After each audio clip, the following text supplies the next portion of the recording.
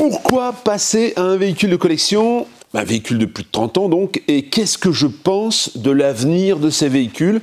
Ça n'engage que moi, je me base un petit peu sur des choses que je vois dans ces sociétés et dans les décisions qui sont prises par nos pouvoirs publics.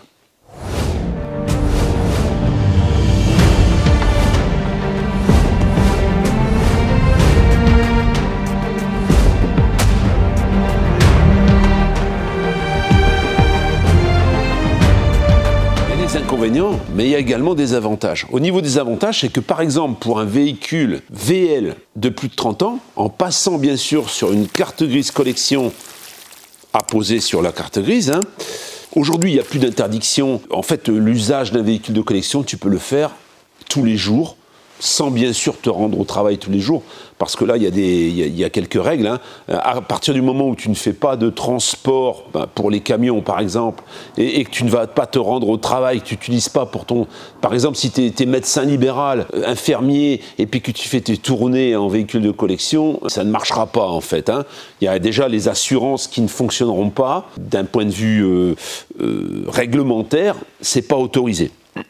En fait, on considère que tu vas te servir d'un véhicule de collection que pour tes loisirs. Souvent, et je parle de cette période aujourd'hui, dans l'avenir ce sera différent, aujourd'hui, un véhicule de collection, un véhicule qui a plus de 30 ans, c'est souvent beaucoup plus fiable qu'un véhicule récent. Ça, c'est pour les avantages. Il y a un autre gros avantage, et là, la réglementation reste encore un peu floue, les décisions ne sont pas encore arrêtées.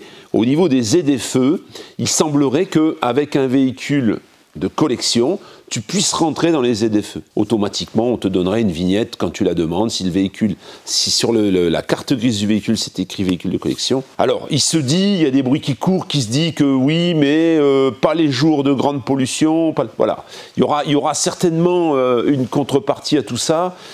Pour le moment, ça reste assez flou quand même. Alors, si toi, t'en connais plus, n'hésite pas à l'écrire dans les commentaires. Alors, il y a un autre avantage structurel d'un véhicule de collection, c'est que souvent, et d'ailleurs c'est sur un véhicule qui a plus de 30 ans aujourd'hui, c'est le cas, il n'y a pas du tout d'électronique, très peu.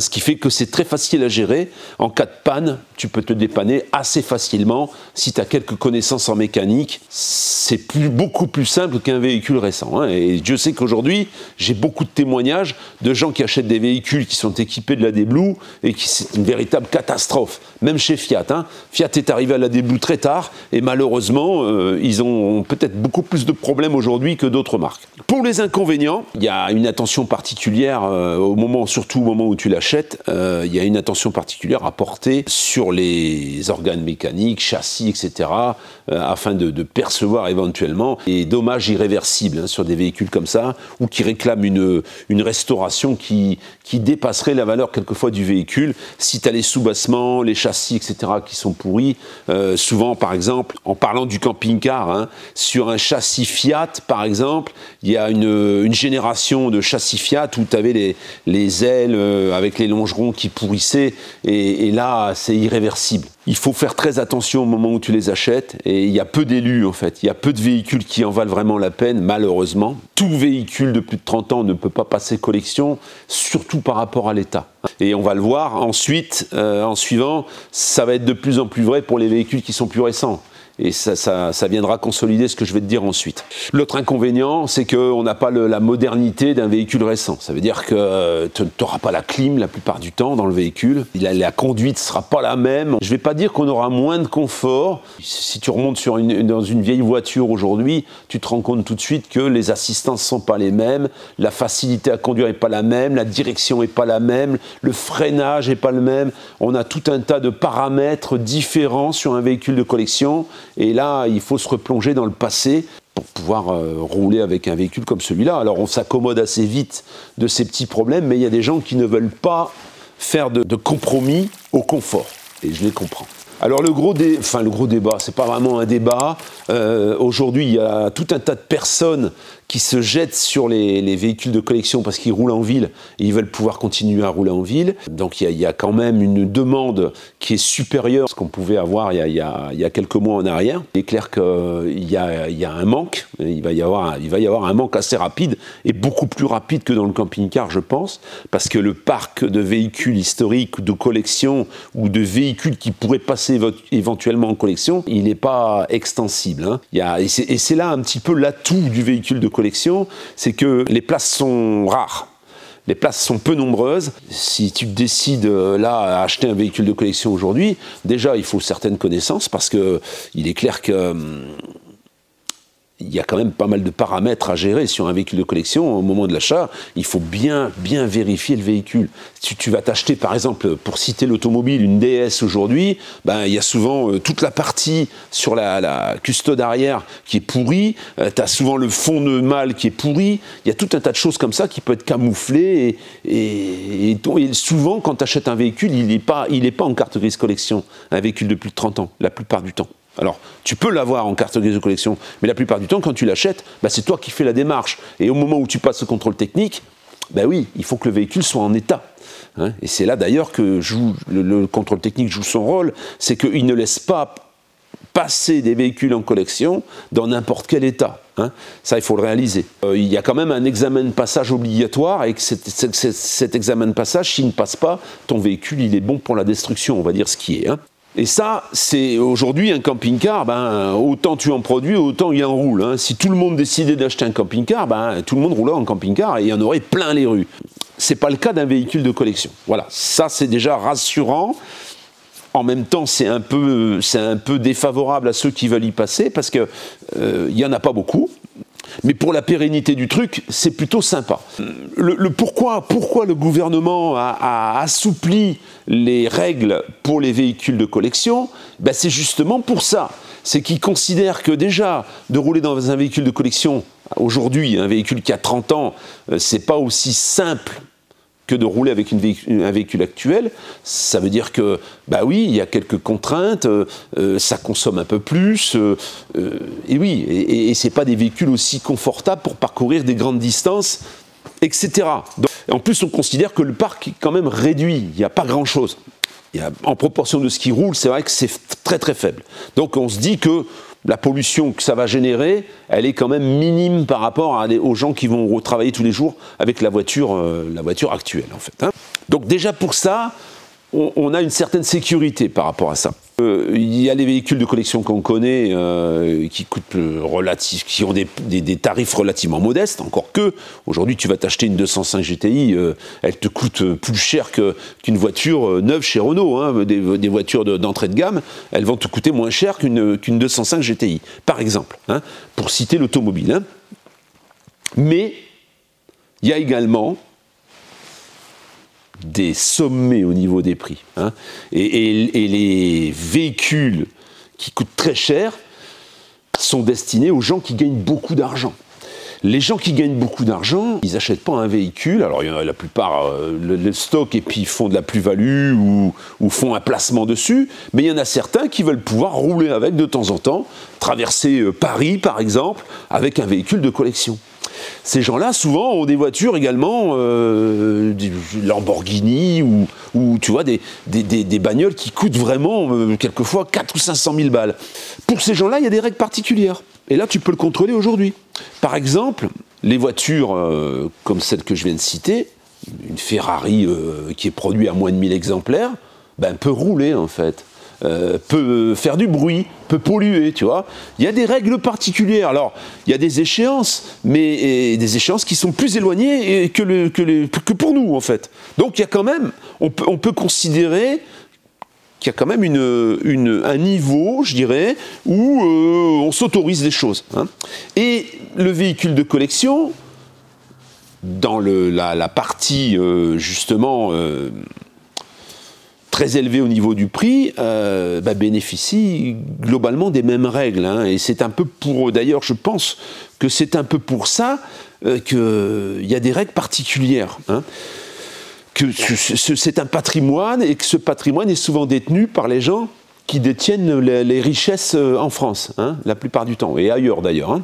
C'est un peu rassurant pour l'avenir du véhicule de collection, parce que oui, les gens qui ont beaucoup d'argent veulent continuer à rouler avec. Et on écoute beaucoup plus les gens qui ont beaucoup d'argent que le petit ouvrier qui a restauré sa 205 ou sa 505 dans son garage. Hein. Il faut dire les choses comme elles sont. Ça donc, c'est le second point.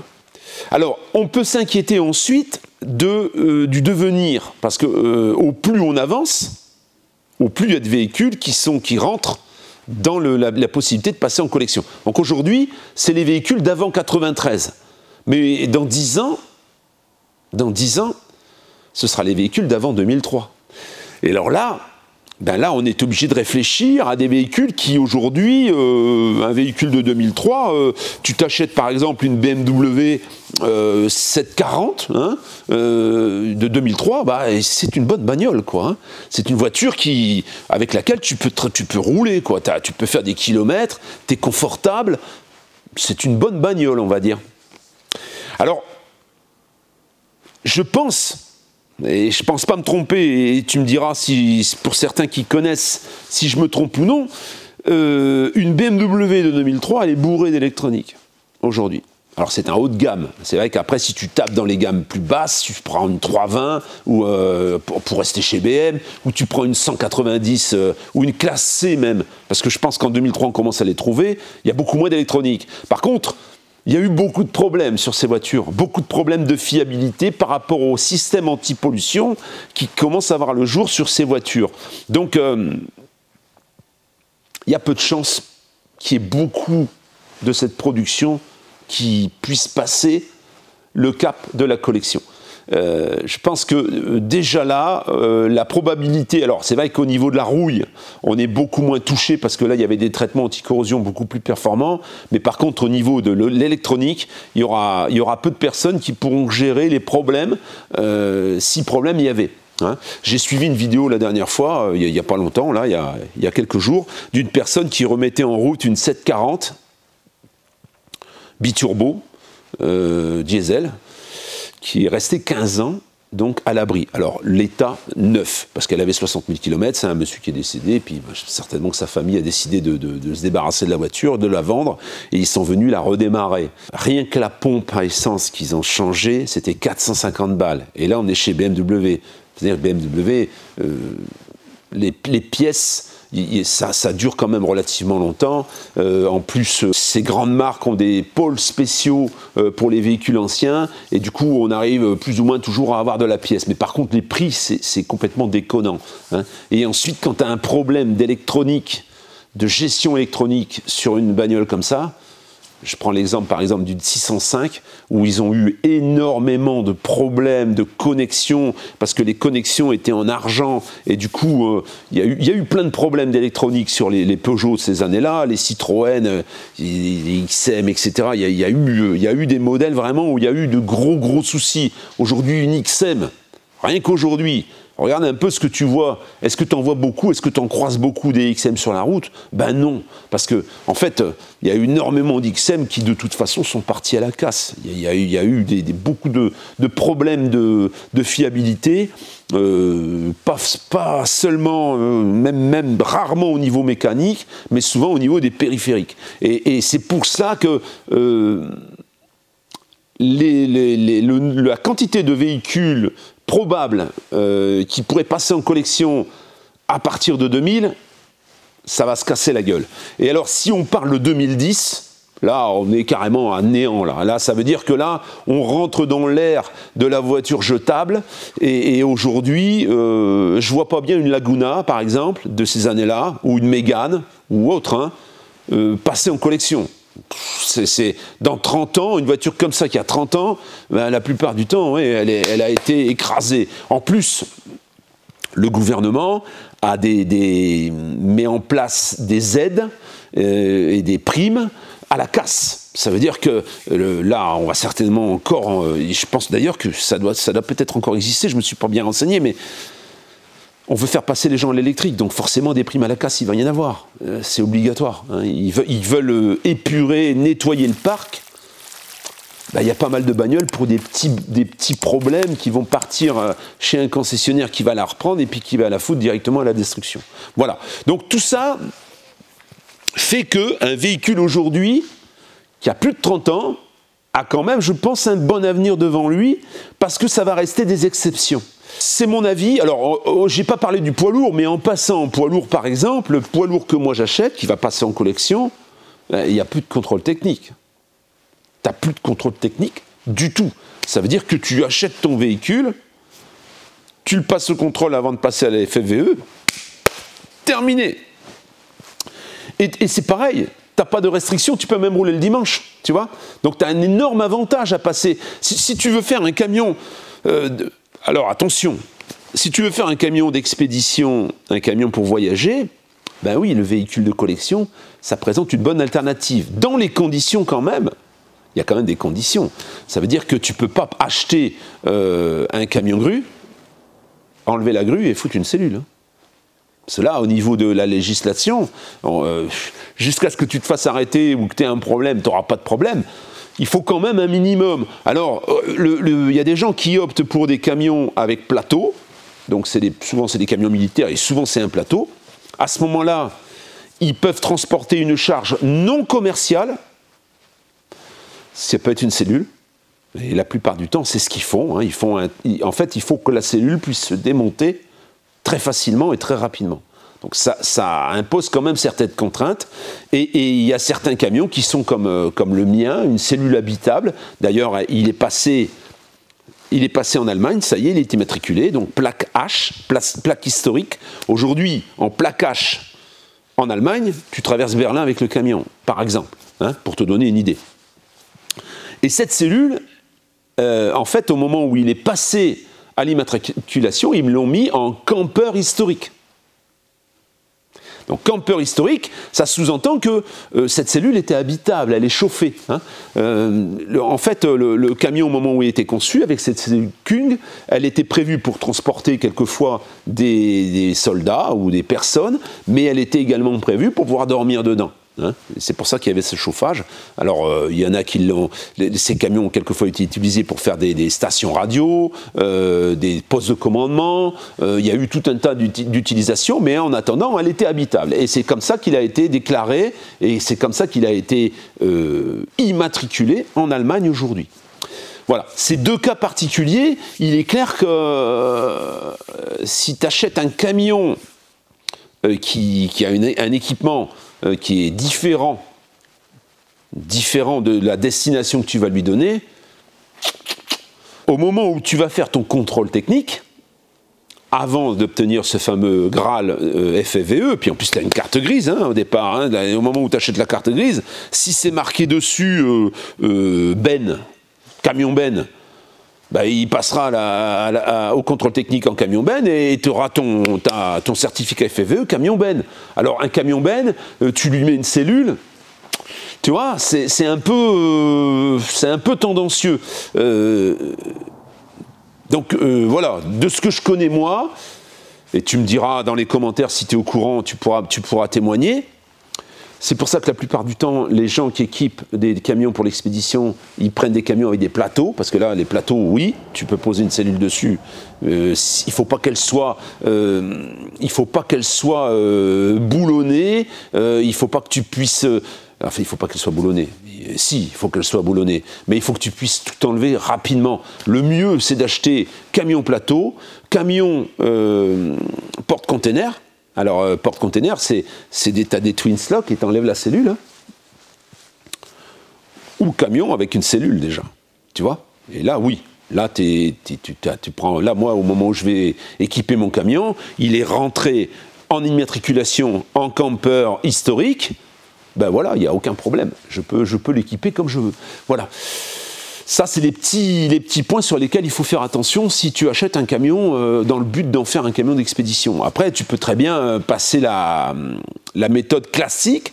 Ça veut dire que avant de le passer en historique, tu vas faire ton aménagement. Mais alors là, il faut que ton camion, au départ, il ait une carte grise. Parce que si c'est un camion que tu as acheté, un camion de l'armée qui n'a jamais été immatriculé dans le civil, ben oui, tu n'auras pas d'immatriculation. Donc, il faut que ce soit un camion que tu vas transformer avant le passage en véhicule de collection. Et là, forcément, il y aura un passage à la DREAL. Là, la démarche est différente. Voilà. Donc, voilà un petit peu ce que je pense du véhicule de collection aujourd'hui, avec les inquiétudes que chacun peut avoir, hein, et c'est normal. Il y en a quelques-uns qui me disent « Oh, ça va pas durer, ça va pas durer ». Moi, je pense que ça va rester comme ça, en fait. Alors, la seule question, c'est de rentrer dans les ZFE ou pas. Est-ce que, franchement, c'est pour le fun? Si je rentre dans une ZFE avec mon camion, c'est vraiment pour dire « T'as vu, il y a l'armée qui débarque ». Parce que, franchement, il n'y a vraiment aucun intérêt à rentrer avec un camion comme ça, autre que pour frimer ou pour faire le buzz ou pour rigoler. Il n'y a aucun intérêt à rentrer dans une ZFE avec un bahut comme ça. Franchement, c'est pas du tout sa place. Donc, ça reste quand même une opportunité que tu as actuellement, mais qui risque de pas durer, en effet, parce que rien que quand tu mets un coup de gaz sur mon camion...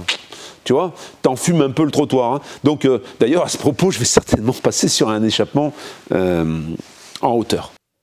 Même une Audi aujourd'hui, même une Audi, là, on est sur une voiture de 2008 ou 2009, je sais plus, je crois qu'elle est 2009. Bon, c'est bien fini. Il y a vraiment, la finition est au top, elle marche super bien, il n'y a pas de problème. Mais tu vois, là, j'ai un voyant moteur allumé. Voilà. Alors, le voyant moteur, ça vient d'où? J'ai un logiciel sur mon ordinateur, je relie la voiture à l'ordinateur, on me donne une erreur au niveau d'un capteur qui... En fait, il y a une ouverture de volet d'air qui ne correspond pas au capteur. Voilà. Et alors, quand tu commences à regarder sur Internet, ben oui, t'as plein de gens qui ont eu le même souci sur tout le groupe Volkswagen. Ça part de... des moteurs TFSI comme ceci, mais c'est également des moteurs TDI, c'est également les voitures les plus grosses, les moteurs 3 litres. Les pipes d'admission sont en plastique. Il y a un système d'engrenage qui ouvre un papillon d'air qui est en plastique. Toute la partie volée est en plastique. Voilà. Au bout d'un certain temps, eh ben, ça prend du jeu. Et puis ça finit par... alors moi, bon, ça va, il n'y a pas de problème. Hein, moi, je le fais, hein, c'est pas un souci, je le répare. Et puis ensuite, j'annule les défauts avec la valise. Pour le moment, ben, tu trouves les pièces. Il y a un moment où les pièces, tu les trouveras plus. Tu vois ? Et ça, il t'arrive un problème comme ça sur un vieux véhicule, bah c'est mort, quoi. C'est foutu. Ta voiture... alors, elle roule, la voiture. Mais aujourd'hui, il y a des modèles chez Volkswagen, ça marche en mode dégradé. Au bout d'un moment, c'est terminé. La voiture, elle fonctionne, elle avance plus, quoi. Donc, c'est tous ces problèmes, en fait, qui font que ça va être très compliqué d'avoir des voitures en état de ces années-là dans 30 ans, tu vois. Là, la voiture aujourd'hui, alors, elle est de 2009, on est à 14 ans quand même, hein. Voilà. C'est une voiture qui a 14 ans, mais imagine dans 16 ans. Imagine cette voiture dans 16 ans, tu vois. Ça va être compliqué. Et pourtant, c'est de la qualité, hein. C'est des constructeurs allemands. Aujourd'hui, ce air intake en plastique, tu l'as sur les BMW, tu l'as sur quasiment une bonne partie des véhicules haut de gamme. Et chez BMW, ils ont le même problème avec ça. Prends une vieille TDS comme celle que la boiserie, avec celle que la boiserie présente régulièrement, les 525, les 325 TDS, tous ces trucs-là, c'est indestructible. C'est des voitures qui sont beaucoup plus solides. Ça oui, on peut envisager que ça puisse devenir une voiture de collection. Encore que après, bon, il y a toutes les périphériques autour de la voiture. C'est vrai qu'avant, tu avais la vitre, tu remontais la vitre avec une manivelle. Aujourd'hui, tu appuies sur un bouton. Ben, tout ça, ça prend du jeu. Il y a énormément de matière plastique dans une voiture. On sait que le plastique, avec le temps, il change sa consistance, elle change et il devient cassant. Alors, tu vas me dire, tu peux en imprimer maintenant tu peux réimprimer des pièces et tout, mais c'est une démarche qui est pas comme aujourd'hui, en fait. C'est une démarche où vraiment, il faut avoir des compétences pour pouvoir tenir un véhicule en état. Je pense que ce sera un peu le cas. Et c'est ce qui me rassure. Alors, c'est pas trop rassurant pour l'avenir, mais c'est ce qui rassure tout au moins pour les véhicules qui sont aujourd'hui en âge de devenir des véhicules de collection, hein, où tu peux passer en carte grise collection. Ben, c'est plutôt rassurant pour la pérennité de de ce qu'on envisage aujourd'hui sur un camping-car. Qu'est-ce qui tue le camping-car aujourd'hui? Alors, les nouveaux arrivants ne connaissaient pas avant, donc pour eux c'est pas un problème. Mais ceux qui ont connu le camping-car avant et qui pratiquent le camping-car aujourd'hui sont un peu dégoûtés. Ils sont dégoûtés parce qu'ils se disent tu peux rien faire avec ce truc, tu vois. Et le problème, ben oui, c'est la multiplicité des camping-cars sur la route. C'est, il y a un engouement pour ce mode de vacances. Et au moment où vous partez en vacances avec un camping-car, c'est en effet, si tu fréquentes les endroits qu'on fréquente l'été, hein, au bord de mer et tout, c'est un véritable cauchemar, tu vois. Et c'est là où il faut, voilà, ça va pas s'arrêter parce que c'est de pire en pire. En plus, voilà, on est nombreux à en faire la publicité un petit peu. Hein, on est nombreux à dire que ça, en effet, c'est sympa. Mais voilà, il y a des épisodes aujourd'hui, et de nombreux épisodes dans la réalité qui sont pas comme on le voit à la télé. Hein. C'est vrai qu'il y a une émission là où on fait la promotion de cette vie en camping-car où il y a que des éloges. C'est pour moi, c'est du mensonge. Hein. C'est faux en fait. C'est montrer que le beau côté, le bon côté des choses. C'est pas comme ça dans la réalité. Hein. Et c'est pour ça que oui, le camping-car, oui, ça s'étouffe. Le truc s'étouffe de lui-même en fait, parce qu'il finit par y avoir trop de monde avec le véhicule, le camping-car de collection par exemple, ou le camion de collection. Ça peut pas arriver parce que c'est bridé au niveau du volume. Et c'est ça le point fort du truc, surtout.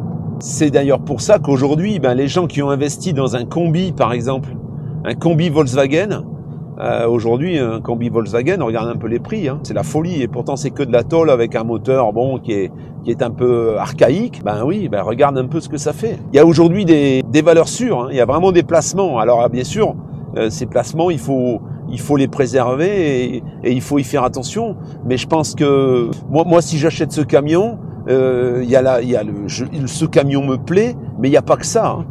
Il y a aussi la montée de la valeur de ce camion en fait. Et là, on le voit cette dernière année, quoi. Ça a explosé et ça va continuer. J'étais allé il y a un certain temps visiter un camping-car pour un abonné donc. D'ailleurs, cet abonné est toujours dedans. Je crois qu'il vit dedans.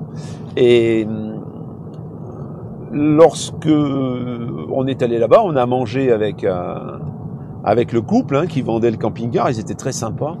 Et le monsieur, donc, qui se reconnaîtra s'il me suit toujours, il avait dans son garage une 205 Rallye, en état, hein, en bon état.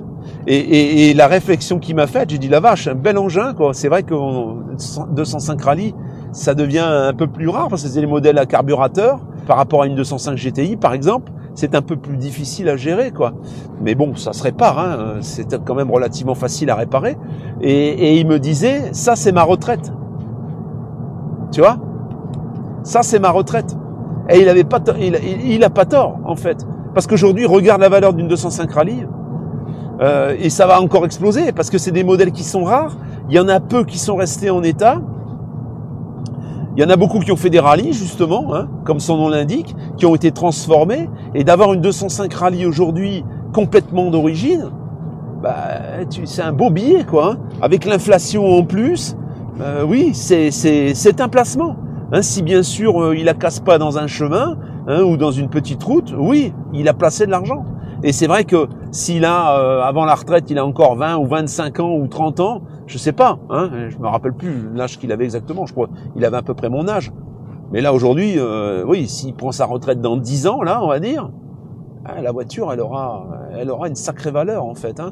Moi, je me souviendrai souvent, j'ai eu une R5 Turbo 2, je l'ai pas gardée en fait. Et je l'ai pas gardé parce que bon, voilà, c'est déjà bon, c'était un peu presque inconduisible, on va dire. Hein.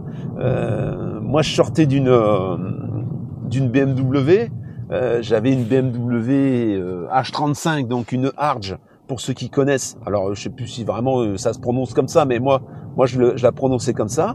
C'était une 323i d'origine, et puis elle avait été préparée par un préparateur qui s'appelle Arge, et donc le modèle était devenu une H35. Donc la H35, elle avait le moteur de la 635 CSI sous le capot. Tu vois, ben, aujourd'hui, si je l'avais gardé, cette bagnole, je me serais fait voilà, un bon billet. Malheureusement, je l'ai mise sur le toit, donc j'ai pas pu la garder. Mais j'avais changé cette voiture, enfin j'avais pas changé. En fait, d'avoir revendu les pièces détachées de la voiture qui avait fait un tonneau, ben oui, j'ai récupéré largement ma mise. Hein. Mais bon, c'est vrai qu'aujourd'hui, si elle avait été, si je l'avais gardée et que je l'avais pas cassée et que je l'avais revendue, ben oui, ça vaudrait une fortune. Et donc j'avais acheté derrière ça une R5 Turbo 2 et franchement, par rapport à la BM, tu vois ce que je veux dire, hein, rien à voir. Hein. C'était rigolo, hein, mais bon, il n'y avait pas d'adhérence, c'était vraiment, et donc je l'avais pas gardé. Et à l'époque, je l'avais payé 35 000 francs. 35 000 francs, c'était encore des francs en fait. Quand tu vois aujourd'hui la valeur d'une R5 Turbo 2, ben, une R5 Turbo 2 en état d'origine, en bon état, oui, ça vaut 100 000 balles, quoi. Tu vois, par exemple. Hein. Il y a des voitures que tu peux t'acheter encore, qui sont encore abordables, et qui vaudront une fortune à mon avis. Hein. Ah, mais pas qu'à mon avis d'ailleurs. Hein. C'est quasiment une garantie. Hein. Alors bon, oui, ça roule. Oui, ça peut casser. Hein. Oui, il faut un minimum d'entretien quand même. Mais à terme, si tu arrives à préserver ton investissement, ben oui, au moment de la retraite, si tu vends cette voiture, eh ben tu te finances une petite partie de ta retraite, on va dire. C'est d'ailleurs, aujourd'hui, il y en a de nombreux qui achètent beaucoup de voitures, comme GMK par exemple, qui investit à tour de bras dans les voitures à moteur atmosphérique, même neuves. Hein, il achète même des voitures neuves avant le passage à l'électrique, parce qu'il sait très bien que ces voitures-là, au moment où il les a achetées, déjà, elles valent plus d'argent que le prix catalogue en fait. Hein, et dans les années à venir, forcément, il y a des pièces rares, des modèles qui ont été édités à faible exemplaire, qui vaudront une fortune, certainement. En conclusion, donc, le véhicule aujourd'hui de collection présente d'énormes avantages par rapport à un véhicule classique. Au niveau de la pérennité de ce mode de transport, je ne me suis pas trop inquiet dans le sens où il y a une quantité faible en proportion du parc automobile. Il y a une quantité faible de véhicules avec des cartes grises collection. Donc je ne pense pas qu'il soit mis à mal et je ne pense pas que ça pèse assez pour que les pouvoirs publics reviennent sur ce qui a déjà été décidé. Alors il est clair que dans les ZFE, ça reste, ça reste un peu incroyable de pouvoir rentrer avec un vieux gasoil qui fume dans une ville. Et ça, je pense que ça, en effet, ça peut être mis en question. Il peut y avoir des autorisations spéciales pour entrer dans une ZFE, parce que forcément, il y a des manifestations, et souvent, ça passe dans les centres-villes. Donc, ça présente quand même des petits problèmes au niveau de la législation. Il y a d'ailleurs pas mal de communes qui sont en train de créer des règles spécifiques pour ce type de véhicules. Pour le reste, je pense pas qu'on interdise un jour les véhicules de collection de rouler, en fait. Wait and see, hein, peut-être je me trompe, mais non, je pense que ça pèse pas assez lourd, et ça ne pèsera jamais aussi lourd que le camping-car, par exemple. Il y a une bride au niveau des quantités, on ne peut pas acheter à loisir un véhicule de collection. Et alors dans le camping-car, c'est encore plus rare. Hein. Quand tu regardes les camping-cars qui ont 30 ans, il y en a peu en fait. Hein. Il y en a peu, il y a beaucoup de marques sur lesquelles les soubassements étaient en bois tout simplement, hein, en contreplaqué, non recouvert. Et il y en a beaucoup qui ont très très mal vieilli, les ossatures bois ça vieillit pas bien non plus. Donc il est vrai qu'il reste quand même peu de marques et peu de modèles de plus de 30 ans qui sont encore dans un état pour lequel tu pourrais être serein pour plusieurs années, je pense. Hein. Il y a quand même, voilà, c'est quand même assez spécial. Hein. Voilà, je te donne rendez-vous dimanche. Dimanche, il va y avoir des trucs intéressants. Il y a un truc très très intéressant qui arrive ici à Charolles. Et ben voilà, je pense que tu vas être surpris. Je te donne donc rendez-vous dimanche. Et en attendant, je te souhaite une bonne soirée.